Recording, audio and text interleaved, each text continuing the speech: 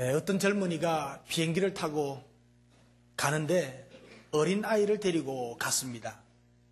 그런데 이 어린 아이가 자꾸 울어대기 시작합니다.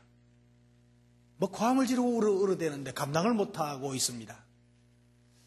우리 버스를 타거나 열차를 타거나 하면 아이가 막 울어대면 참 마음이 심란하죠. 근데 많은 사람들이 그 사람을 향해서 이제 비난하기를 시작했습니다. 어떤 사람은 아이는 엄마가 데리고 다니도록 해야지. 왜 남자가 그 아이를 데리고 다니느냐. 그러면서 막 여기저기서 불평에 불만에 그리고 비방의 목소리가 터져나왔습니다. 그리고 어떤 사람은 직접 청년에게 이야기합니다. 여보 젊은이, 아이는 엄마에게 맡겨요. 왜 남자가 아이를 데려와가지고 이렇게 소란스럽게 만들어. 이런저런 야단났습니다. 그러나 이 아이는 엄마가 방금 얼마 전에 죽었습니다. 엄마가 아이를 돌봐야 한다는 자기의 율법 때문에 엄마가 없어서 아기를 보느라고 쩔쩔매는 그 불쌍한 젊은 사람을 많은 사람들이 비방하게 된 것입니다. 구약 성경에 나오는 엘리 제사장은 제사장이었지만은 마음이 상해서 견디지 못하면서 그리고 참 애절하게 울며 불며 기도하고 있는 한나에게 술 취한 여자라고 단정하고 비방을 한 것을 볼 수가 있습니다. 여러분, 우리는 비방하거나 비판할 자격이 없습니다. 왜냐하면 우리는 그 사람의 외모는 볼 수 있는데 그 사람의 내면은 볼 수가 없기 때문에 그렇습니다. 우리 한국인의 약점 중 하나는 남을 깎아내리는 버릇입니다. 자신도 모르게 남을 깎아내립니다. 이게 선거 때만 되면 아주 두드러지지요. 미국 격언에는 이런 말이 있답니다. 심장에 치명적인 것이 두 가지 있는데 하나는 계단을 뛰어오르는 것과 계단을 뛰어오르는 게 그 심장에 치명적이랍니다. 그런데 두 번째는 남을 깎아내리는 것이다. 남을 깎아내리면 자기가 높아지고 좋을 줄 아는데 자기 심장에 치명타가 된다는 것이죠. 물론 격언입니다. 남의 약점과 실수를 꼬집는 것은 상대방과 자신을 동시에 죽게 만드는 것입니다. 상대방에게 칭찬과 격려를 아끼지 않는 성숙한 그리스도인들이 되시기를 주님의 이름으로 축복합니다. 비난하는 자는 자기를 하나님 위치에 두는 것입니다. 그러므로 비방과 비판은 최고의 교만이라고 할 수가 있습니다. 이런 교만한 마음이 들면 우리는 이것이 나의 교만의 경고등이다, 이렇게 받아들이고 빨리 회개해야 합니다. 주 앞에서 낮추라.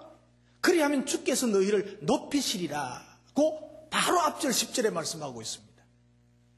그리고 오늘 말씀에서는 비방하지 말고 11절 비판하지 말라는 말씀을 하고 있습니다.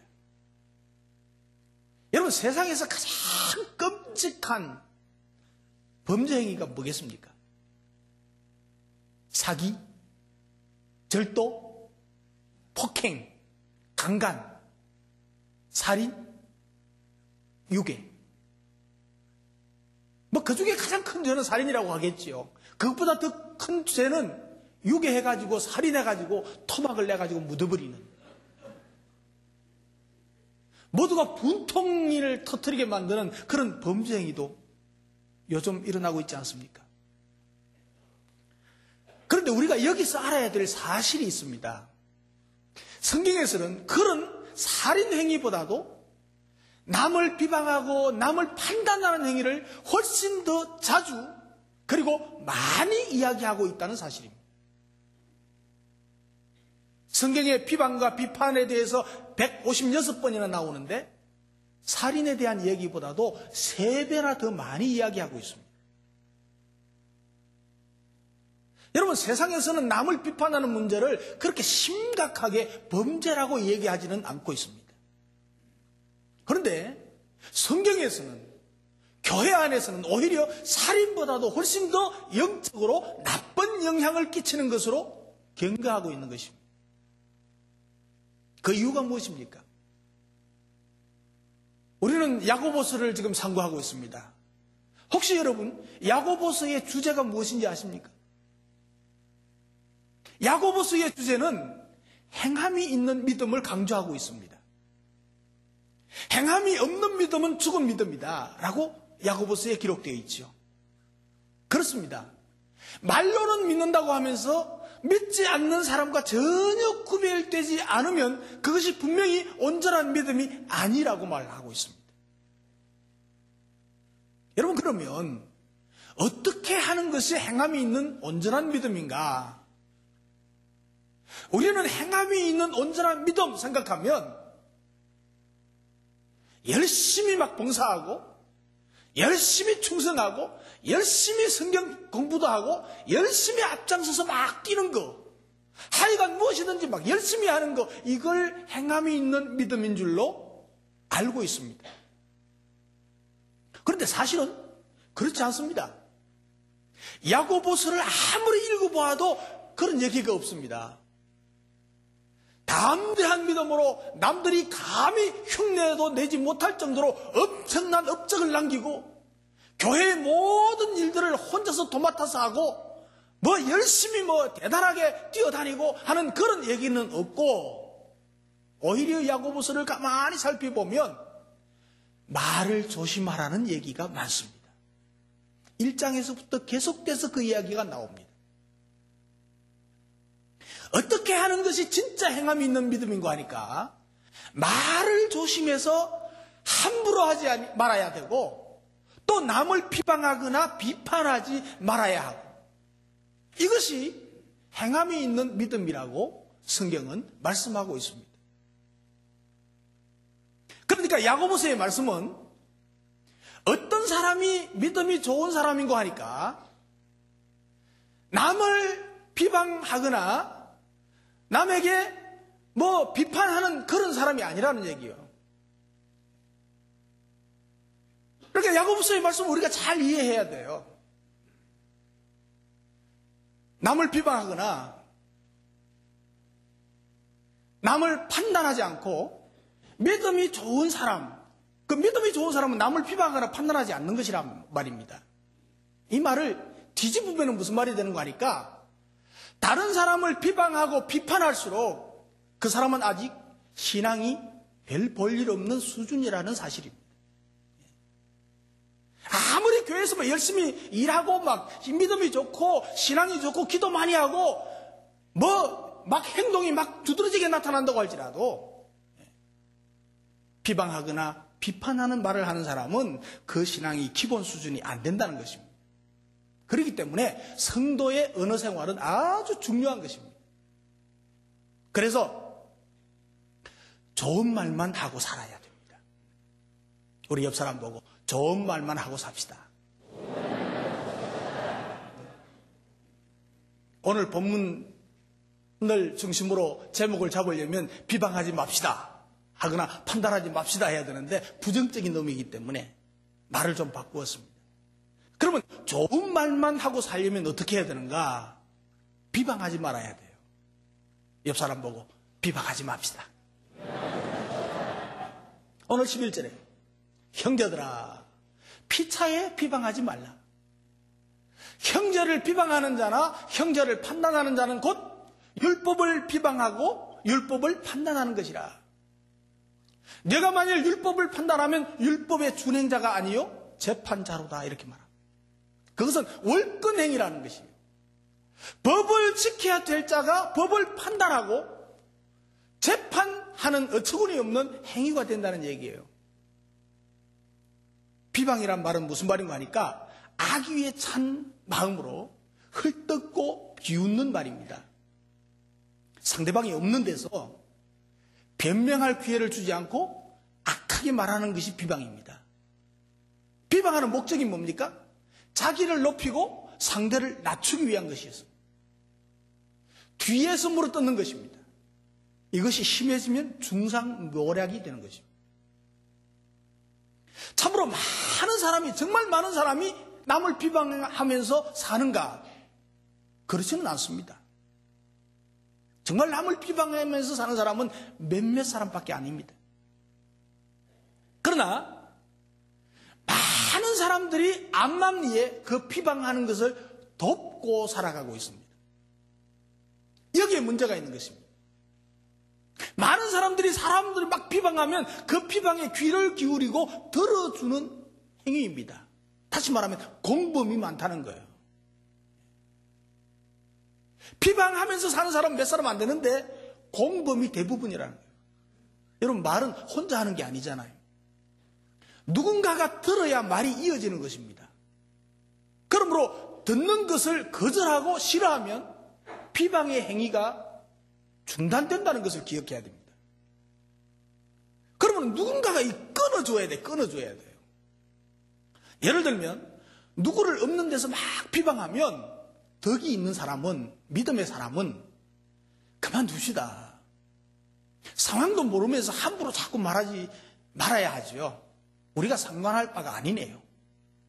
그리고 딱 말을 끊어줘야 돼요. 이게 솔깃하게 막 들어주니까, 그리고 아무 소리 안 하니까 동조한다고 오해를 합니다. 그래서 계속해서 딴 데 가서도 이야기하게 되는 것이죠.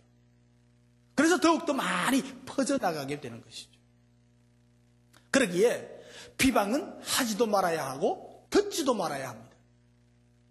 비방 그 자체가 사람 마음을 어둡게 하는 것이죠. 비방하는 말에 대해서는 귀를 기울이지 않고 끊는 지혜가 필요합니다. 전문기관에서요, 비방이 어떻게 확장되는가 하는 것을 연구를 했습니다. 예를 들어서 5 식구가 사는 가정이 있습니다. 그런데 식사를 합니다. 막내 한 사람이 빠졌습니다. 4사람이 식사를 하면서 이야기를 하는데 막내 이야기가 나왔습니다. 우리 막내 때문에 참 큰일이야. 얘는 늦게 늦잠도 자고 식사 시간만 되면 막 소란도 하고 말도 잘 안 듣고 큰일 났어 이거. 그러니까 다 같은 체감이 형성됩니다. 막내에게 불평이 나만 있는 게 아니고 다른 식구들도 다 그렇구나. 그러면서 한마음이 됩니다. 연합이 됩니다. 그런데 그 다음에 어떤 현상이 벌어지나 하면 이게 문제입니다. 가만히 혼자 생각해 보면 나 없을 때도 식구들이 나를 욕하겠구나. 틀림없이 그렇게 할 거야. 그러면서 식구들끼리 신뢰가 변질되는 것입니다. 그 신뢰하지 않는 인격으로 변질된다는 말이에요. 그래서 가족관계가 깨집니다. 처음에는 하나가 된 것 같다가 그 다음에는 서로가 서로를 오심하는, 서로 갈라지는 결과를 가져오게 된다는 것입니다. 그래서 가장 신뢰받을 수 있는 인격은 뒤에서 사람을 비방하지 않고 그 인격을 보호해 주는 것입니다. 결국 그 사람을 가장 신뢰하게 되는 것입니다. 예를 들면 4사람이 이야기하고 있는데 계속해서 막내를 욕하고 있으니까 엄마가 가만히 들으니까 안 되겠다고 생각이 됩니다. 그래서 막내를 두둔해 줍니다. 그러면 다른 식구들이 그래도 역시 엄마다 하고 엄마에 대한 신뢰가 두터워지게 된다는 것입니다. 교회에서도 마찬가지입니다. 자, 여러분, 어떻게 하면 신뢰를 얻을 수 있는가를 잘 생각해야 됩니다. 어느 가정에서 어머니하고 자식들하고 가출한 아버지를 막 성토했습니다. 아이들이 그럽니다. 우리 아버지는 말이야, 집을 돌아보지도 않고 무심한 아버지라고. 세상에 이렇게 가족을 놔두고 집 나갈 수가 있느냐고 말이지. 막 성토를 합니다. 한참 듣고 있던 그 어머니가 아이들에게 이렇게 말했습니다. 너희 아버지가 처음부터 그러시진 않았어. 결혼하고 살면서 변하셨지. 사실은 나 같은 사람하고 사느라고 피곤했을 거야. 나에게도 잘못이 있어. 그랬습니다. 아이들은 엄마를 아빠 두둔한다고 막 핀잔을 주고 야단났습니다. 그런데 며칠 후에 아버지를 만났습니다. 아버지가 딸에게 이야기합니다. 네 엄마가 날 욕 많이 하지. 그랬습니다. 그러니까 딸이 이렇게 말합니다. 아니에요. 아버지. 아버지가 나 같은 여자를 만나서 아버지 고생 많다고 엄마가 그러셨어요. 그 말을 듣고 아버지는 집으로 돌아왔다는 거 아닙니까? 말이란 그런 것입니다. 뒤에서 욕해봤자 얻을 게 없다는 것을 기억해야 됩니다. 내 입이 더러워지고 내 인격만 남에게 의심받을 뿐입니다. 문제 해결도 안 됩니다. 그러므로 비방을 거쳐야 됩니다. 오늘부터 우리 입에서 비방을 거치는 큰빛교회 성도 여러분 되시기를 주님의 이름으로 축복합니다. 그리고 좋은 말만 하고 살려면 판단하지 말아야 돼요. 옆 사람 보고 판단하지 맙시다. 판단하지 말고 살아야 돼요. 여러분, 재판관이요, 죄인들의 형을 막 확정하듯이 결정적인 말을 하지 말라는 것입니다. 예를 들면 자기 기준에 따라서 다른 사람의 상태와 그 가치를 완전히 정해버리는 것입니다. 저 사람은 못 써요. 저 사람은 희망이 없는 사람이야. 저 사람 틀렸어. 틀렸는지 맞는지 어떻게 압니까? 남을 판단하는 사람들의 변명이 있습니다. 혼자 판단하려니까 양심이 좀 그렇고, 또한 판단이 잘못된 경우 책임을 혼자 져야 되니까 다들 그러던데, 다들 다른 사람도 그러던데 그럽니다. 그거 거짓말입니다. 어쩌다가 사람이 실수하면요, 저 사람 원래 그런 사람이야 하고 딱 단정해버립니다. 여러분, 권위 있는 기독교 잡지사에서 목사님을 대상으로 설문조사를 했답니다. 목사님들에게 제일 불편하고 무서운 사람이 누구인가 질문을 했습니다. 근데 대답이 참 재미있습니다. 1위, 40일 금식기도 한 사람. 2위, 철야기도 하고 새벽기도 안 빠지고 하는 사람. 3위, 신학 공부한 장로님. 자, 여러분 보세요. 금식하고 철야기도 하고 또 신학 공부하고 이 모두는 개인의 영적인 성장에 있어서 매우 중요한 것입니다. 하나님께 쓰임을 받는 도구가 되는 아주 중요한 길입니다. 이런 분들 중에 상당수는 이 은혜를 자기 영적 성장에 적용하는 것이 아니고 남을 정죄하는 데 사용하고 있다는 사실을 아십니까? 신앙생활을 오래 보수적으로 한 사람들 중에서 이런 경우가 많다는 점을 기억하십시오.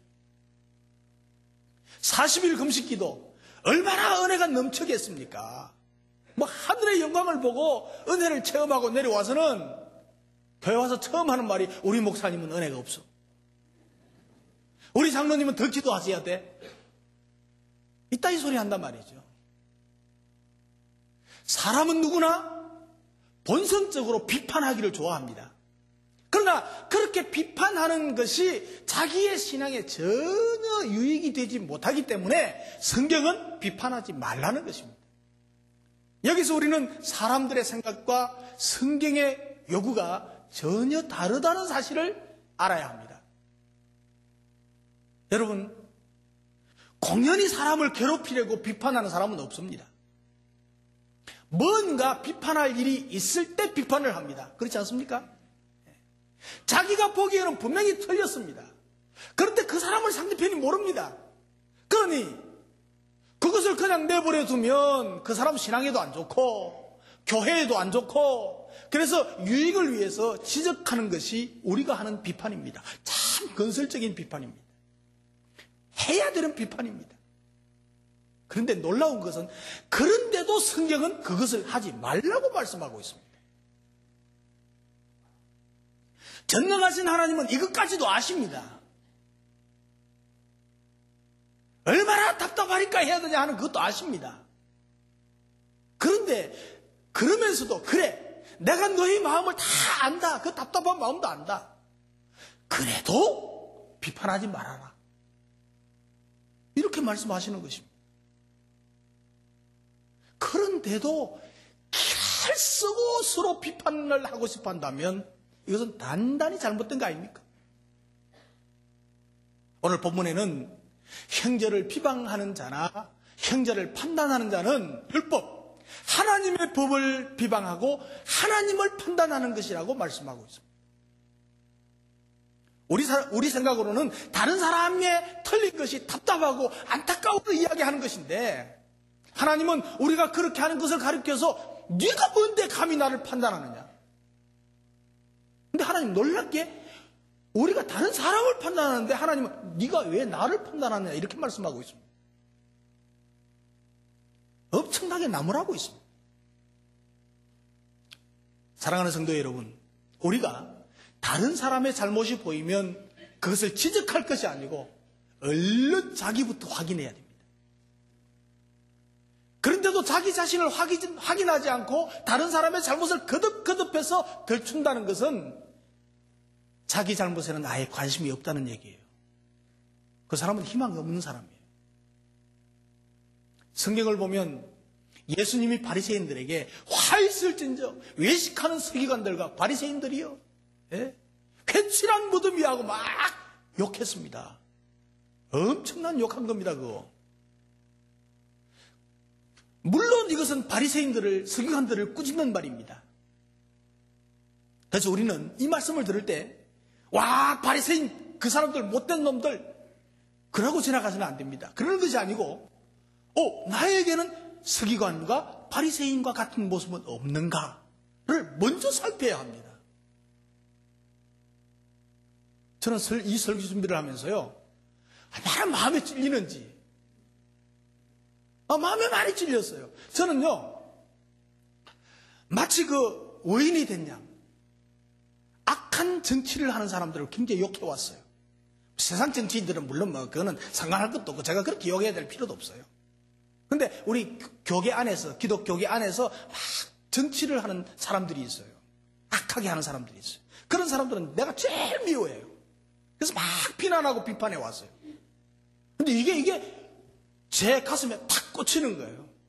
와, 이 생각하면서 부끄럽고 회개하는 마음으로 이 설교를 마무리했습니다. 내 모습을 다시 보게 됐어요. 아하, 내가 그것도 안 해야 되겠구나. 제가 이런 생각을 가졌습니다. 사랑하는 성도 여러분, 오늘 본문에서 서로 비판하지 말라고 말씀하시면서 너는 누구 반대 이웃을 판단하느냐? 너는 대체 누구길래 나도 뭐라고 그러지 않는데 내가 감히 먼저 나서느냐? 이렇게 말씀하고 있는 것입니다. 여러분, 남을 판단하려면 자격이 있어야 됩니다.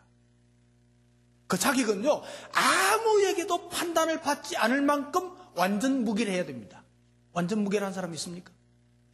그러면 다른 사람 판단해도 돼요. 그렇지 않으면 판단해서는 안 된다는 얘기입니다. 아니면 남이 뭐라고 하든지 말든지 자기 신앙에 대해서는, 자기에 대해서는 전혀 관심이 없는 아나무인, 전혀 바꿀 수 없는 사람, 그런 사람은 마음 놓고 판단해도 괜찮아요. 아직 인간 되기를 포기했으니까. 둘 중에 하나가 돼야 비로소 남을 판단할 수가 있는 것입니다. 그렇지 않고 판단할 수 있는 자격을 갖춘 사람은 저와 여러분 아무도 없습니다.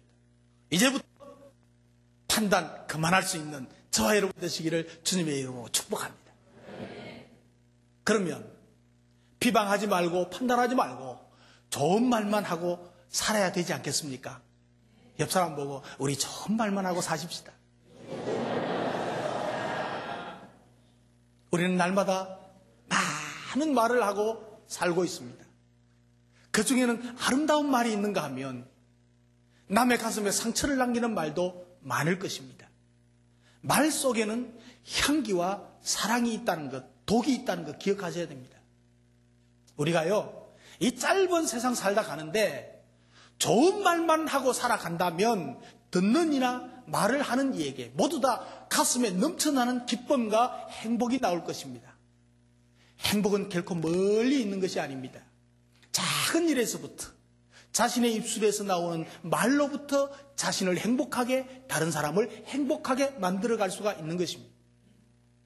다른 사람의 험담을 막 늘어놓는 것보다 칭찬하는 말이, 상처를 주는 말보다 위로하는 말이, 비난하는 말보다 격려하는 말이 나와 다른 사람을 행복하게 만든다는 사실을 기억하시기를 바랍니다. 멋진 칭찬을 들으면 그것만 먹어도 2달은 살 수 있답니다. 복잡한 현대를 살아가는 우리들에게 서로의 격려와 칭찬과 긍정적인 말은 이 세상을 훨씬 밝게 만드는 초석이 될 것입니다. 사랑은 기적을 낳는다고 합니다. 고통 속에서 괴로워하는 이웃에게 따뜻한 위로와 격려의 말은 새로운 힘과 위로를 줄 것입니다. 늘 향기를 안고 살아가는, 그리고 다니는 큰빛교회 성도 여러분 되시기를 주님의 이름으로 축복합니다. 늘 사랑을 안고 사랑을 나누는 그런 저와 여러분들이었으면 참 좋겠습니다. 늘 좋은 생각, 좋은 말만 하면 살아가는 행복한 저와 여러분, 행복을 나누어주는 저와 여러분 되시기를 주님의 이름으로 축복합니다. 기도하겠습니다.